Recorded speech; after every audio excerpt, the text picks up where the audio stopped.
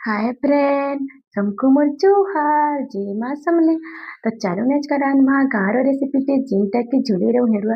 तो आपण मान को मोर वीडियो भल लागले please like share and subscribe करी देबे। तो देखुन झुलेर हेडुआ लगे मने छे पातल घटा मिर्चा हेडुआ और झुलेर के तो मैं काटी दे छे।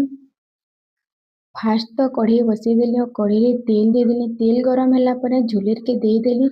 झुलेर के हमें गैस के लो कर देमा और भल से झुलेर के भाजी देमा। देखुन भाजी गला मोर झुलेर भाजी सारला पर मुई गोटे जगह रे इहादे रखी देमी। देखो रखी देली गोटे जगह रे।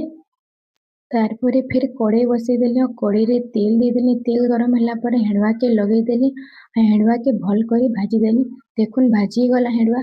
तारपरे फिर कढ़ई रे तेल दे देली और मिर्चा के लगे देली। मिर्चा भाजी आई सारला पर पातल घटा के दे देली और नून आ हल्दी के दे करी भल से हमें पातल घटा के एंता 2-3 मिनट करी भाजी देमा।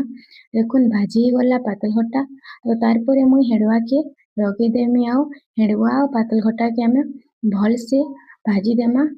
भाजी गला भाजी सारला पर मुई झुलेर के लगे देली और झुलेर और हेडुआ के हमें 2-3 मिनिट भाजी देमा भल से। तो भाजी सारला पर मुई पेन टिके दे देली और फुटबार के छानी देली।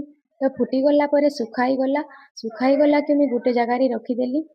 देखो रेडी गला हमर झुलेर और हेडुआ।